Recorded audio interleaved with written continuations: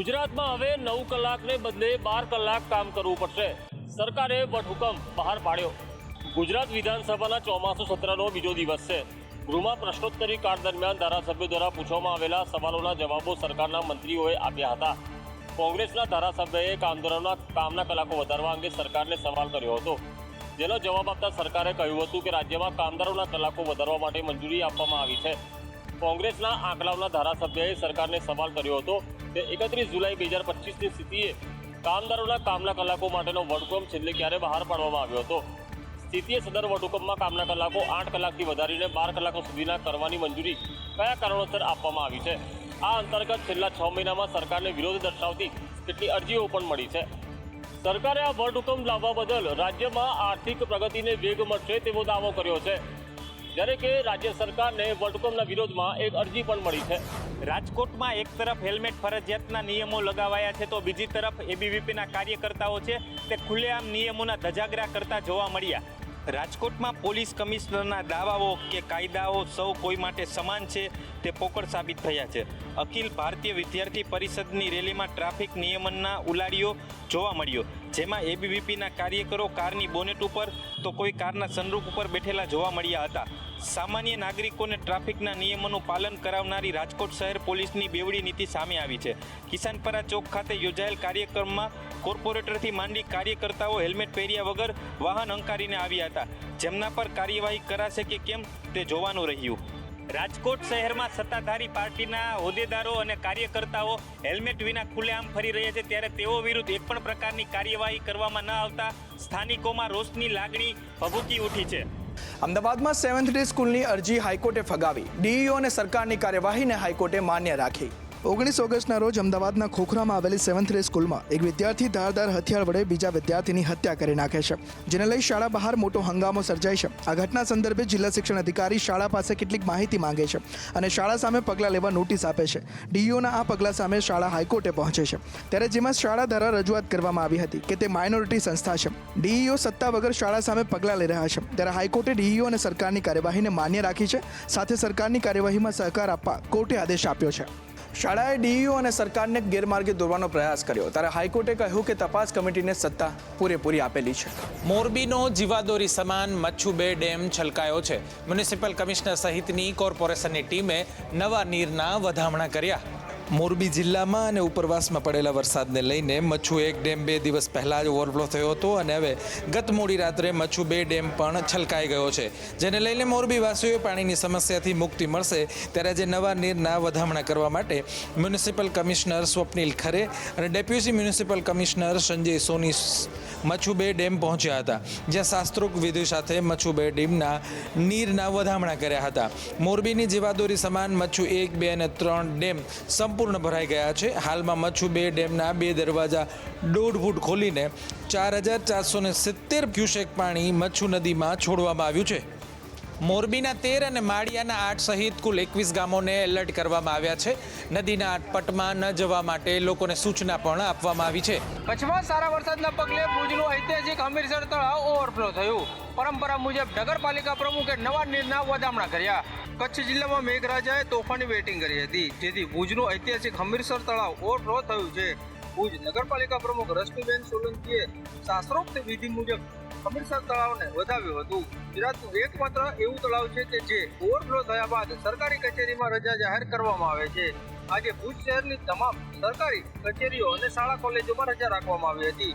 રાજાશાહી સમયથી હમીરસર તળાવનું ખૂબ જ મહત્વ છે, ત્યારે નગરપાલિકાએ આગામી દિવસમાં મેઘલાડુનું આયોજન કર્યું છે. હમીરસર તળાવ ઓવરફ્લો થતાં જ સમગ્ર કચ્છવાસીઓમાં ખુશીનો માહોલ છવાયો છે. હમીરસર તળાવ ઓવરફ્લો થતાં અદ્ભુત નજારો જોવા મળ્યો હતો. મોટી સંખ્યામાં સ્થાનિકો તળાવનો નજારો જોવા માટે પહોંચ્યા હતા. જો ફરવા માટે તમે પણ માઉન્ટ આબુ જવાનું વિચારતા હોય તો વિચાર માંડી વાળજો, કારણ કે ત્યાં પ્રવાસીઓ પર પ્રતિબંધ મૂકવામાં આવ્યો છે. ગુજરાત સહિત દેશના અનેક રાજ્યો હાલ ભારે વરસાદના કારણે પૂરથી પ્રભાવિત થયા છે, જેના કારણે ઘણા પર્યટક સ્થળો પર લોકોની અવરજવર માટે પ્રતિબંધ મુકાયો છે. ત્યારે તમને જણાવી દઈએ કે માઉન્ટ આબુમાં પણ પ્રવાસીઓ માટે પ્રતિબંધ મૂકવામાં આવ્યો છે. તમામ પ્રવાસીઓ 3 દિવસ સુધી આબુ નહીં જઈ શકે. ભારે વરસાદના કારણે આબુમાં રોડ રસ્તાઓ ખરાબ સ્થિતિમાં જોવા મળી રહ્યા છે, તો કેટલાક રસ્તાઓને લોકોની અવરજવર માટે બંધ પણ કરી દેવાયા છે. માઉન્ટ આબુના વિવિધ રૂટનું તંત્ર દ્વારા સતત નિરીક્ષણ પણ કરવામાં આવી રહ્યું છે. સ્થાનિક પ્રશાસન સ્થિતિ પર નજર રાખી રહ્યું છે. લોકોની સુરક્ષાને ધ્યાનમાં રાખીને માઉન્ટ આબુમાં પ્રવાસીઓ પર તંત્રએ પ્રતિબંધ મૂક્યો છે. રાજકોટ શહેર ભાજપમાં આંતરિક જૂથવાદ વકર્યો છે. રાજ્યસભાના સાંસદ રામ મોકરિયાએ સોશિયલ મીડિયા પર પોસ્ટ કરીને વિરોધીઓ પર નિશાન સાધ્યું છે. રાજકોટ ભાજપમાં આંતરિક જૂથવાદ હવે નવી વાત રહી નથી. થોડા સમય પહેલા જ મહાનગરપાલિકાના કાર્યક્રમના આમંત્રણ પત્રિકાની અંદર રાજ્યસભાના સાંસદ રામ મોકરિયાના નામની બાદબાકી કરી દેવાતા રાજનીતિ ગરમાઈ હતી. જોકે ત્યારબાદ મામલો શાંત પડ્યો હતો. હાલ રામ મોકરિયાની જમીનના વળતરની દરખાસ્ત સતત ત્રીજી વાર પેન્ડિંગ રખાતા ચર્ચાનો વિષય બન્યો છે. ત્યારે રામ મોકરિયાએ સોશિયલ મીડિયા પર એક સૂચક પોસ્ટ કરીને લખ્યું છે કે હાલાતો સે હારને વાલે મત સમજના, આજ હવા તેરી હે કલ તूफान हमारा होगा. હંમેશા ખુલીને બોલતા રામ મોકરિયા છેલ્લા કેટલાય સમયથી જાણે સોશિયલ મીડિયાની પોસ્ટથી જ પોતાના વિરોધીઓને જવાબ આપતા હોય તેવું લાગી રહ્યું છે. રામ મોકરિયાએ દિલ્હીમાં ગુજરાતના સાંસદો સાથેનો ફોટો શેર કર્યો છે, જેમાં તેઓ કેન્દ્રીય મંત્રી CR પાટીલ અને મનસુખ માંડવિયા સાથે જોવા મળ્યા હતા. જૂનાગઢમાં આમ આદમી પાર્ટીના જોઈન્ટ સેક્રેટરીની ધરપકડ કરવામાં આવી છે, જેથી આપમાં ખળભળાટ મચી જવા પામ્યું છે.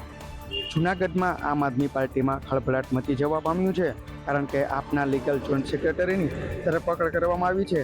એટલું જ નહીં, આપના મનસુખ પાટડિયા સહિત અન્ય 2 કાર્યકર્તાઓની પણ ધરપકડ કરવામાં આવી છે. મામલતદારનું નકલી સોલવન્સી સર્ટિફિકેટ રજૂ કરતા ધરપકડ કરવામાં આવી છે.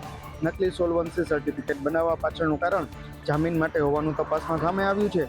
આ મામલે પાટડિયાના સાગરીત ધર્મેશ કનાણીની પણ ધરપકડ કરી લેવામાં આવી છે. કાયદો સૌ માટે સમાનની દ્રષ્ટિએ આમ આદમી પાર્ટીના જે પણ લોકો ઝડપાયા છે તેમના ઉપર યોગ્ય કાયદાકીય કાર્યવાહી કરાશે. વાહન ચાલકોની સુરક્ષાને ધ્યાને લઈને રાજકોટમાં હેલ્મેટ ફરજિયાત કરતા ધારાસભ્યએ હર્ષ સંઘવીને રજૂઆત કરી છે.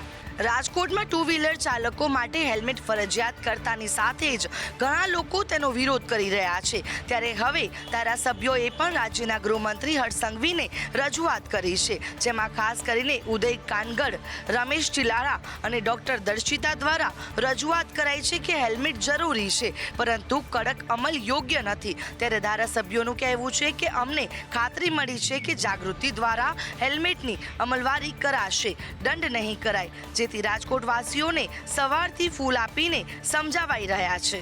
રાજકોટની જનતા દ્વારા ફરજિયાત હેલ્મેટના નિયમને લઈને લોકોમાં રોષ જોવા મળી રહ્યો હતો. ત્યારે ગૃહ વિભાગથી મળેલી ખાતરી બાદ લોકોએ હાશકારો અનુભવ્યો છે. શિક્ષણમાં ભ્રષ્ટાચાર અને ભરતીમાં ગોટાળા સહિતના મુદ્દે કોંગ્રેસ દ્વારા સૌરાષ્ટ્ર યુનિવર્સિટીની અંદર હલ્લાબોલ કરવામાં આવ્યો.